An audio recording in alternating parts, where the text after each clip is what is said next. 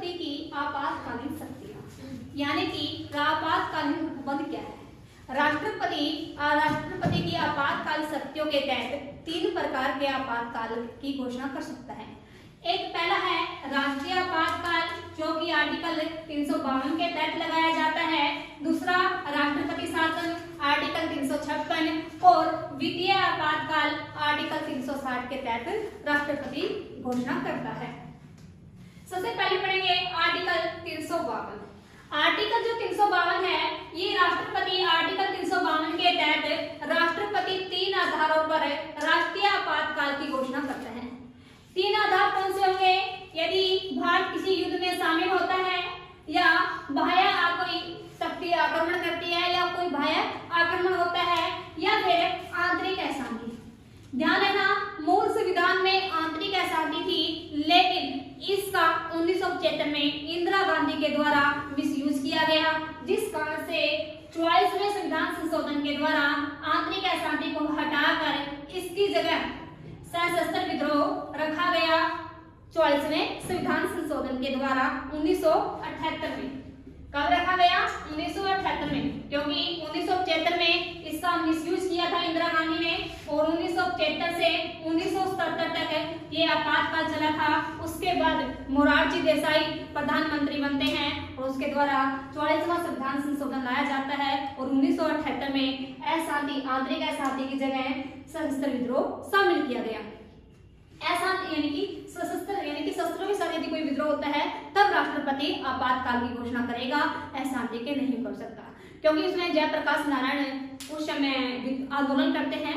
इस आंदोलन के कारण इंदिरा गांधी राष्ट्रीय आपातकाल लगा देती है कि अशांति होगी। ऐसे तो बहुत सारे कोई आंदोलन नहीं कर पाएगा, सरकार के खिलाफ नहीं बोल पाएगा, क्योंकि जब भी कोई आंदोलन करेगा, सरकार के खिलाफ बोलेगा, तो राष्ट्रीय आपातकाल लगा देगा।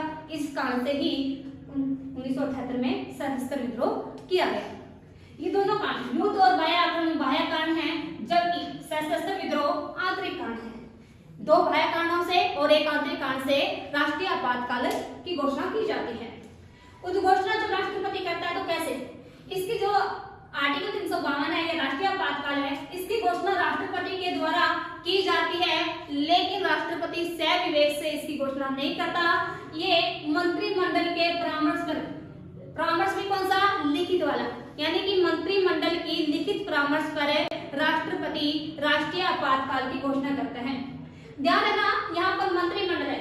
जब हम पहले हमने पढ़ा था मंत्रिपरिषद कि राष्ट्रपति मंत्रिपरिषद पर है। आर्टिकल 74 क्या कहता है कि राष्ट्रपति मंत्रिपरिषद की सलाह पर कार्य करेगा, लेकिन मंत्रिपरिषद है छोटी, ये बहुत बड़ी हो जाती है, क्योंकि जो मंत्रिपरिषद होती है इसमें ही मंत्रिमंडल यानी कि कैबिनेट मंत्री होते हैं, इसी में राज्य मंत्री होते हैं, और इसी के तहत उप मंत्री होते हैं। राष्ट्रीय आपातकाल की घोषणा करना बहुत जल्दी का काम होता है। यदि उस समय सभी से मंत्रिपरिषद से ही परामर्श लेना स्टार्ट कर दे तो बहुत समय लग जाता है। इसलिए हमारे संविधान में प्रावधान किया गया कि सिर्फ और सिर्फ है मंत्रिमंडल यानी कि कैबिनेट मंत्री जो हैं उन्हीं के परामर्श पर, लिखित परामर्श पर ही मंत्री यानी कि घोषणा राष्ट्रपति राष्ट्रीय आपातकाल की घोषणा करेगा। ये कहाँ की जा सकती है? पूरे भारत में भी की जा सकती है। राष्ट्रीय आपातकाल की घोषणा पूरे भारत में भी की जा सकती है, या भारत के किसी एक भाग में भी की जा सकती है, लेकिन इसके प्रभाव में आगे बढ़ेंगे। प्रभाव पूरे भारत पर पड़ता है, किसमें कैसे कैसे प्रभाव पड़ेगा वो आगे बढ़ेंगे। घोषणा कब की जाती है? जब युद्ध, बाह्य आक्रमण या सशस्त्र विद्रोह हो जाए, या फिर उनके होने की प्रबल संभावना हो। तब यदि राष्ट्रपति को लगे कि हमारे ऊपर हम युद्ध में शामिल हो सकते हैं, या कोई बाह्य आक्रमण कर सकता है, बिल्कुल प्रबल संभावना है, या देश के अंदर ही सशस्त्र विद्रोह हो सकता है, इन सभी की यदि प्रबल संभावना है, तब राष्ट्रपति राष्ट्रीय आपातकाल की घोषणा कर सकता है। अनुमोदन कैसे? यदि राष्ट्रपति शासन लगा दिया, उसके बाद अनुमोदन देना होता है। कब होगा घोषणा? राष्ट्रीय आपातकाल की घोषणा की तिथि से 30 दिन के भीतर राष्ट्रपति संसद के दोनों सदनों में विशेष बहुमत द्वारा ये पारित करवाना चाहिए। कितने दिन में? 30 दिन के भीतर और दोनों सदनों से और विशेष बहुमत के द्वारा।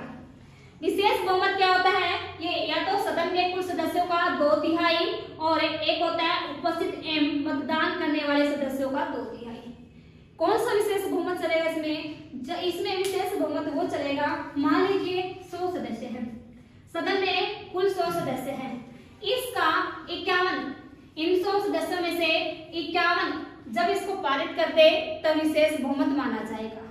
यदि उपस्थित सदस्य ही 60 हुए, 60 का 2/3 करेंगे तो ये आएगा 40। जब ये उपस्थित सदस्य ही 40 आए तो ये विशेष बहुमत नहीं माना जाएगा। यदि आते हैं 90, उपस्थित टोटल 100 थे और उपस्थित हुए 90, अब 90 का यदि हम 2/3 करते हैं तो ये 60 आ जाएगा, तो ये इसको हमें विशेष बहुमत मानेंगे। यानी कि वो विशेष बहुमत में मिनिमम कितना होना चाहिए? 51 तो होना ही चाहिए, यानी कि 50% से अधिक होना चाहिए। यहाँ पर हम जैसे 100 का लिए थे तो 51 होना चाहिए मिनिमम, या फिर हम कहेंगे कुल सदस्यों का 50% से अधिक होना चाहिए, तब हम उसको विशेष बहुमत मानेंगे। उसके बाद यदि लोकसभा विघटित है, हमें पता है हमारी राज्यसभा स्थायी सदन है, इससे इसका विघटन नहीं होता, लेकिन लोकसभा का विघटन हो सकता है। क्या पता राष्ट्रीय आपातकाल उस समय लगे जब लोकसभा विघटित हो, और जब लोकसभा विघटित है तो राज्यसभा पहले से राज्यसभा में पारित करे, और उसके बाद जैसे ही नई लोकसभा आती है उसकी पहली बैठक के 30 दिन के भीतर ये पारित करवाना अनिवार्य है। एक बार पारित होने के बाद जो भी राष्ट्रीय आपातकाल है, यदि एक बार पारित करवा दिया दोनों सदनों से, वो मैक्सिमम 6 माह तक चल सकता है, और 6 माह का करके अनिश्चित समय तक राष्ट्रपति शासन लगाया जा सकता है, लेकिन हर 6 माह के बाद दोनों सदनों से पारित करवाना अनिवार्य होगा। समाप्ति कैसे होगी? जो राष्ट्रपति है ये अन्य घोषणा करके समाप्त कर सकता है। राष्ट्रीय आपातकाल चल रहा है तो राष्ट्रपति को लगे कि अभी शांति स्थापित हो चुकी है तो वो घोषणा कर देगा, मंत्रिमंडल की सिफारिश पर, समय से नहीं करेगा, मंत्रिमंडल की सिफारिश पर करेगा, और उसको अनुमोदन की आवश्यकता नहीं है, अब संसद में नहीं जाना पड़ेगा, सिर्फ एक घोषणा से ही राष्ट्रीय आपातकाल की समाप्ति हो जाती है। लेकिन राष्ट्रपति ना चाहे या मंत्रिमंडल ना चाहे तब कैसे होगा? यदि लोकसभा साधारण बहुमत से समाप्ति, राष्ट्रीय आपातकाल की समाप्ति का संकल्प पारित कर दे, तब भी राष्ट्रपति राष्ट्रीय आपातकाल को समाप्त करने के लिए बाध्यकारी होगा।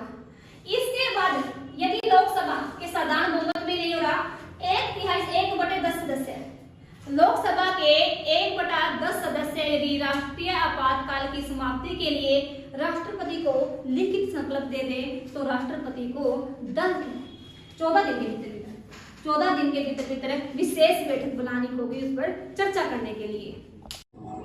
राष्ट्रीय आपातकाल आर्टिकल 352 जो होता है, इससे में राष्ट्रपति की जो शक्तियां हैं उनका क्या प्रभाव पड़ता है, यानी कि आर्टिकल 352 का हम आगे प्रभाव देखते हैं कि इसका कार्यपालिका पर क्या प्रभाव पड़ेगा। जब भी राष्ट्रीय आपातकाल की घोषणा राष्ट्रपति के द्वारा मंत्रिमंडल की लिखित फरमाइश पर दिया जाता है तो उस समय कार्यपालिका पर क्या प्रभाव पड़ेंगे।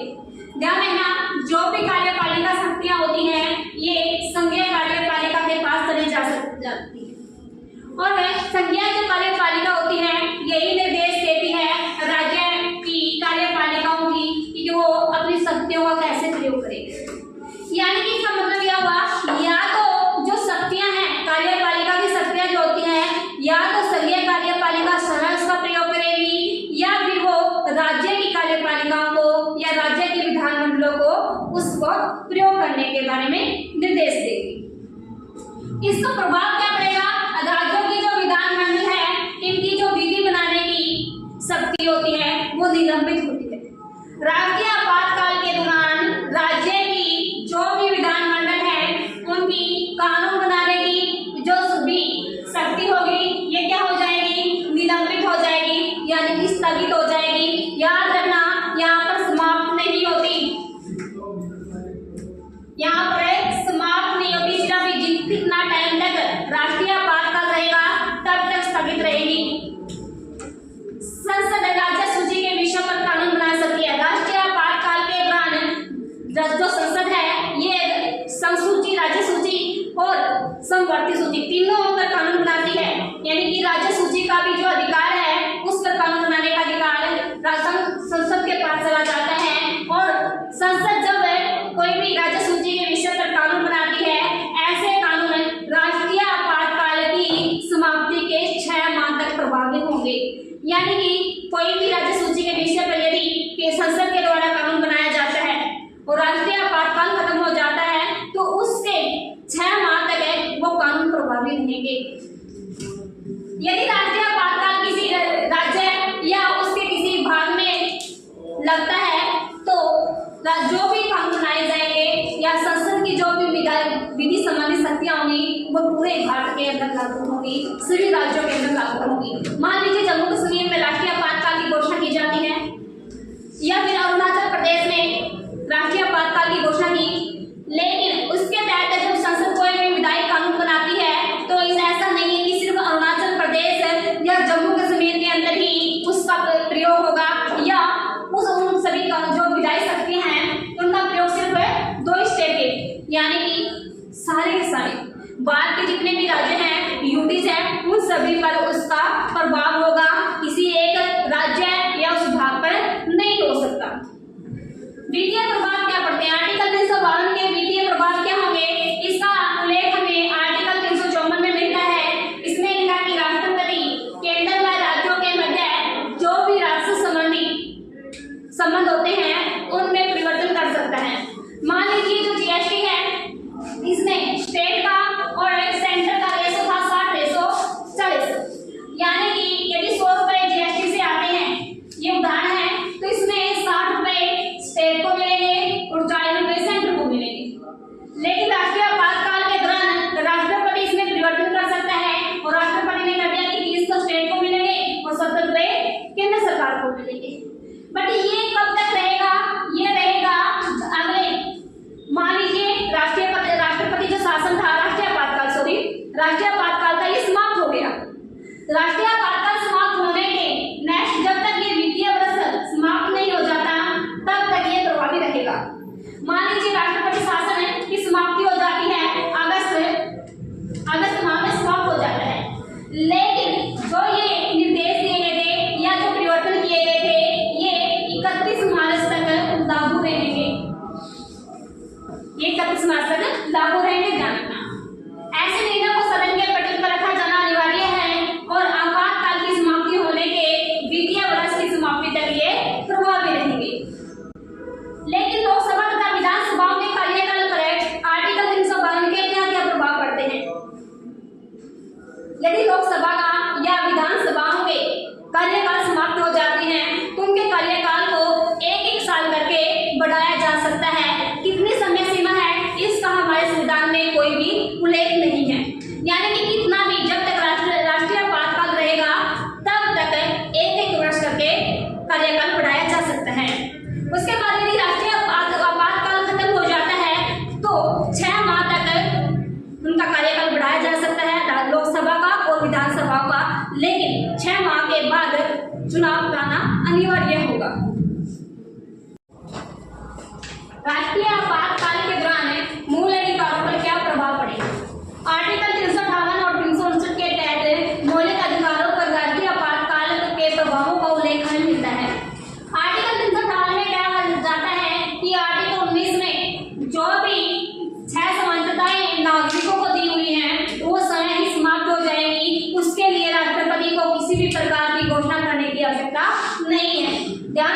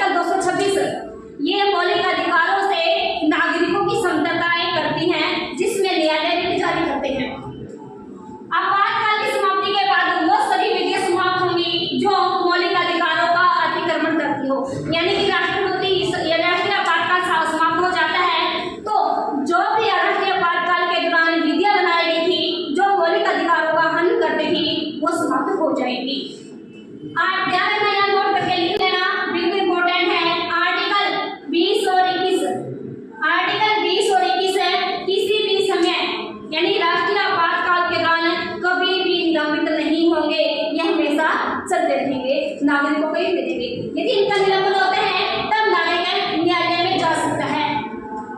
हमारे देश में 3 बार राष्ट्रीय आपातकाल लगा है। एक बार लगा था 1965 में, जब चीन के साथ भारत का युद्ध हुआ और ये चल ही रहा था। 1965 में पाकिस्तान के साथ युद्ध हो जाता है, यानी कि 1962 में लगा था और 1968 तक चला पहला युद्ध। कारण एक था, इसी कारण से हमने इसको चेंज नहीं किया, एक ही बार काउंट किया। सेकंड 1973 में लगता है, जब पाकिस्तान के साथ भारत का युद्ध होता है बांग्लादेश की समझौता के लिए। थर्ड लगता है 1975 में आंतरिक अशांति के कारण, जब इंदिरा गांधी ने आंतरिक अशांति के कारण राष्ट्रीय आपातकाल की घोषणा की थी। और इसी के बाद 44वां संविधान संशोधन आता है, जिसके तहत आंतरिक अशांति की जगह सशस्त्र विद्रोह हमारे संविधान में उल्लेखित किया था राष्ट्रीय आपातकाल के आधारों में।